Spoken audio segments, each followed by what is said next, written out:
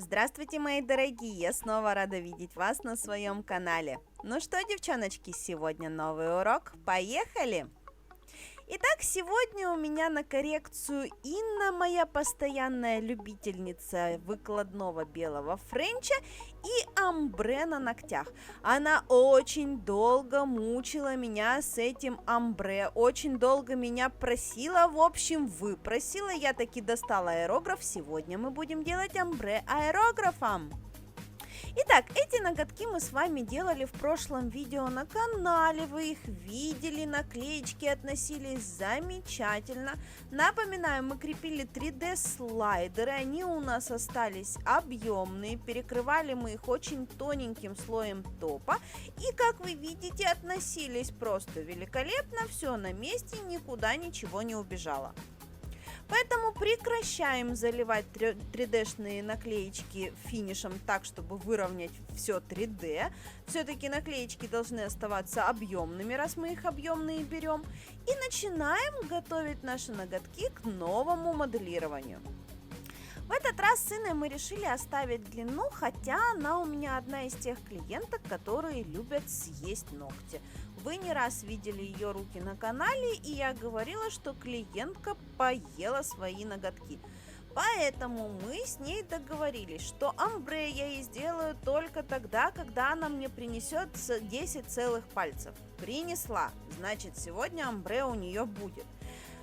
Благодаря тому, что она все-таки принесла 10 целых пальцев, мы с ней решили оставить длину, опять же договорившись о том, что она все ногти принесет целенькие. Ну и на данном этапе, как обычно, нам необходимо подготовить себе рабочее пространство. Что нам нужно сделать? Отодвинуть кутикулу, убрать триги, нанести праймер, базовый гель. И на этом будет весь подготовительный этап закончен. Моделировать эти ноготочки будем при помощи полигеля.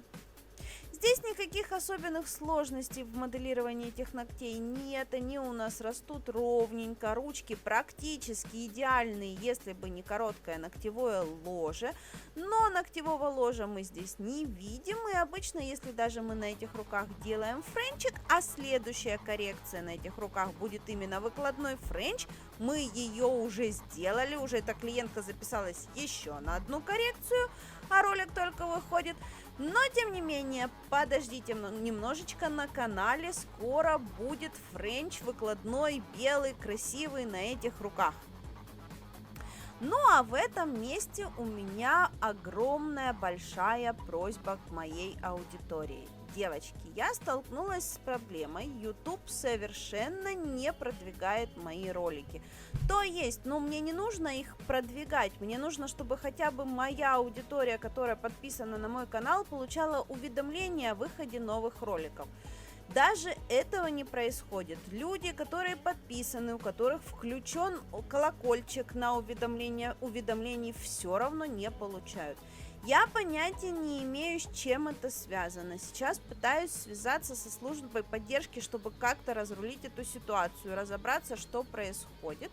Но я так понимаю, что все это можно решить при помощи вашей активности. Девочки, пожалуйста, я вас очень прошу, я очень для вас стараюсь. Я стараюсь показать какие-то интересные моменты, стараюсь в каждом моменте найти что-то интересное, что-то новенькое, чтобы вам можно было рассказать какую-то новую для вас информацию.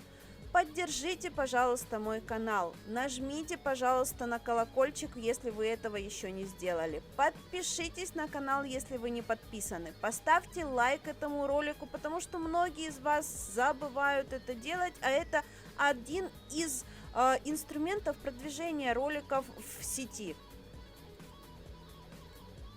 Если вам не сложно, черкните мне какой-нибудь комментарий, потому что это тоже ваша активность. И если будет максимальная активность, то и ролики будут продвигаться лучше. Я вам буду безумно всем благодарна. Я отвечу на все ваши вопросы. Я постараюсь сделать максимально полезный для вас контент. Но мне нужна ваша помощь. Заранее огромное спасибо всем, кто поддерживает меня. Огромное спасибо всем отписавшимся в комментариях. Мы с вами там с удовольствием пообщаемся. Ну а тем временем мы продолжим коррекцию. Итак, как я говорила, в данном случае руки у нас несложные. У нас здесь нет вниз растущих пальцев, вверх растущих пальцев. У нас, в принципе, все ноготочки ровненькие, пальчики ровненькие. Поэтому полигелем мы только докладываем новую высоту апекса, то есть переносим апекс на новое место. При этом материалы у нас расходуются минимум, и минимум у нас остается опила. Черновой опил сегодня мы делаем при помощи фрезера. Обратите внимание, под какими углами у нас работает фрезер. Я вам уже на канале делала схему опила миндаля. Я вам говорила, под какими углами у нас должна в каких местах работать пилка. Так вот, фрезер у нас работает точно под теми же углами. Если вы не видели схему опила миндаля, посмотрите обязательно, потому что очень-очень много интересной информации там было рассказано. Итак, тем временем мы по-быстренькому опиливаем при помощи фрезы материал, собираем основные места с боков, собираем все бока на верхнюю арочку, и нам останется при помощи пилочки только заровнять поверхность после фрезы. Это делается буквально 2 взмахами, занимает минимум времени, и опил на данных руках у нас занял ровно 10 минут. То есть, грубо говоря, по минутке на пальчик. Где-то, конечно же, на каких-то пальчиках чуть-чуть больше минутки, на каких пальчиках чуть-чуть меньше минутки, но тем не менее среднее время вышло именно такое. Обязательно придаем форму свободному краю. Вот здесь немножечко уходит длины на подпил формы. И в принципе на этом наша коррекция готова. Изнутри мы обязательно прочистим нашу внутреннюю арочку, выпилим натуральный ноготь. Он нам не нужен, он не отвечает за носибельность, он не несет никакой нагрузки, он совершенно никак не держит материал. Единственное, что делает натуральный ноготь внутри искусственного материала, это отслаивается от него. Да, многие из мастеров сталкивались с тем, что материал начинает отслаиваться со стороны свободного края. Так вот, чтобы отслоек этих не было, мы выпиливаем натуральный ноготь изнутри. В крайнем случае, если у клиентки очень подвижные ногти и все равно идут отслойки, можно взять финиш и запечатать внутреннюю арку при помощи финиша. Опять же, запечатать натуральный ноготочек внутри топом. Но людей, для которых это действительно нужно делать, на самом деле немного. В основном, в 90% случаев, достаточно просто выпилить натуральный ноготочек, и все, больше нигде никогда ничего у нас отслаиваться не будет. Надеюсь, после этого мастеров, которые выпиливают натуральные ногти, станет намного больше, потому что действительно от этого ногти становятся совершенно другими. Появляется арочка, и ноготочки выглядят потрясающе красиво. Тем временем мы переходим к дизайну. В данном случае, как я вам уже спойлерила в начале ролика, у нас будет амбре при помощи аэрографа. Делать мы амбре будем гель-лаками, то есть в аэрограф у нас будет заправляться не краска, а гель-лак. И для того, чтобы наше амбре получилось довольно симпатичным, мы решили сделать покрытие вот таким вот бежевым оттенком. По поводу аэрографии гель-лаками. Очень много существует разных мнений на этот счет.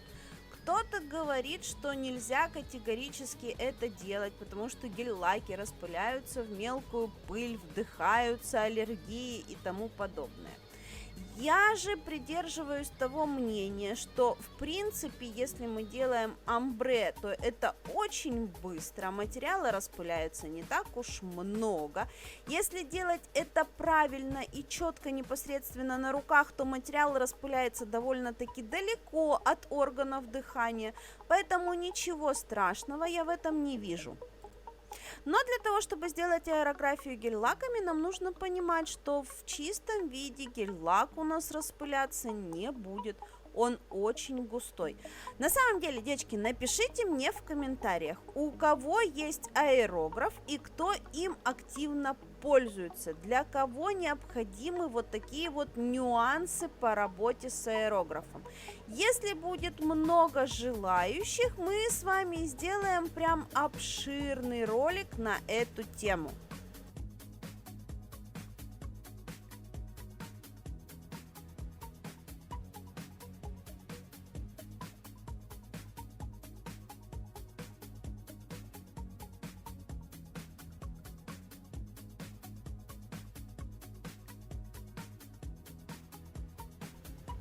Итак, аэрография. Аэрография это очень быстро, очень просто. Единственное, зачем нужно следить при выполнении аэрографии, это за частотой вашего аэрографа. Потому что здесь с Инной мы потратили минут 40 на то, чтобы отмыть аэрограф мой, который я бросила с предыдущими красками, и они там засохли. В контейнер для красящих веществ у аэрографа мы налили гель-краску и развели ее при помощи обезжиривателя. У нас получился очень жидкий и пигментированный материал. Почему не гель-лак? Потому что в гель-лаке недостаточно пигмента. Я взяла пигментированную, очень хорошо красочку, развела ее обезжиривателем и получила вот такой вот плотный белый цвет. Ну и единственное, что осталось сделать, это, конечно же, распылить аэрографию и внимательно вытереть пальцы клиента перед тем, как сувать их в лампу. Вот об этом я тоже забыла на самом деле, поэтому боковые валики кое-где немножечко прибеленные. Но на самом деле это не страшно, это до первого мытья рук, потом это все само отвалится. В общем, это дизайн из разряда дизайн минутка, делается быстро, просто не требует никаких навыков рисования.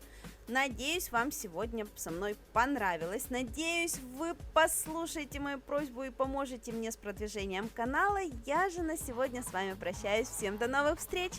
Пока!